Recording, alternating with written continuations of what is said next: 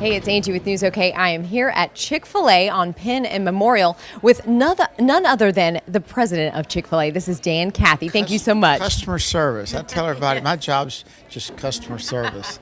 Very nice. It's a lot of fun. We love this business and have so much fun, and we just love Oklahoma City as well, I can tell you that. I bet. Now, your father actually founded Chick-fil-A in 1946, and you started working in 1970? Found it under a rock someplace in Atlanta.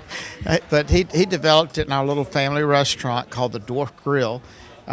We've been in business for 65 years now in Atlanta, and it was started there. That business is still in operation there. We started expanding in shopping malls. We came here at Crossroads Mall and Heritage Mall, I believe, in the late 70s, early 80s.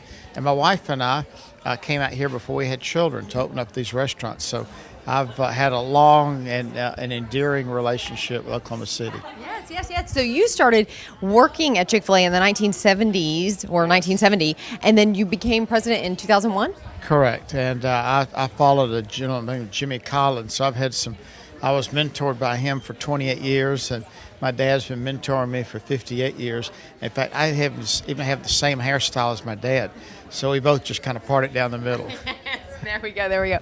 Now, you are here for a few different reasons. You're speaking at Southern Nazarene University and LifeChurch.tv, is that right? Yes.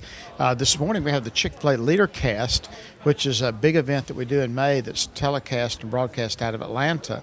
And then today, for the very first time, we've never done this, we brought part of our speaker team to come here to Oklahoma City. And we were at Life Church making a presentation about 700 business leaders who are trying to strengthen their skills to be more effective in influencing people. I can imagine that your father was a big example for you in your leadership. Yeah, he had many things that my dad taught me. One is fall in love with your work, and you'll never have to work again. What would you say to others? Obviously love your work, but if someone's out there saying, you know what, I'd love to start my own business, what kind of advice would you give them when it comes to entrepreneurship? Yeah.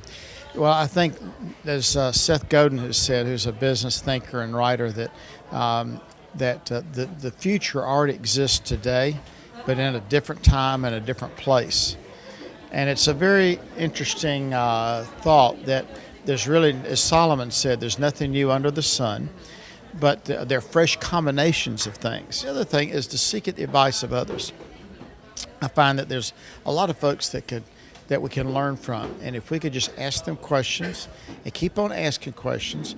You got to do that in business anyway if you get it started, because you got to have best practice, and you've got to constantly retooling, reinventing, re-imaging, and keeping your business relevant. So that would be my advice. Some great advice, obviously, from Mr. Dan Cathy. Thank you so much for giving us this interview. And we love Chick-fil-A. I love the cow. I think that's such a fun idea. They don't spell very well. I hope you forgive us for that. But they're motivated. So we want to encourage everybody to please eat more chicken. Yes, exactly. Thank you so much. My pleasure.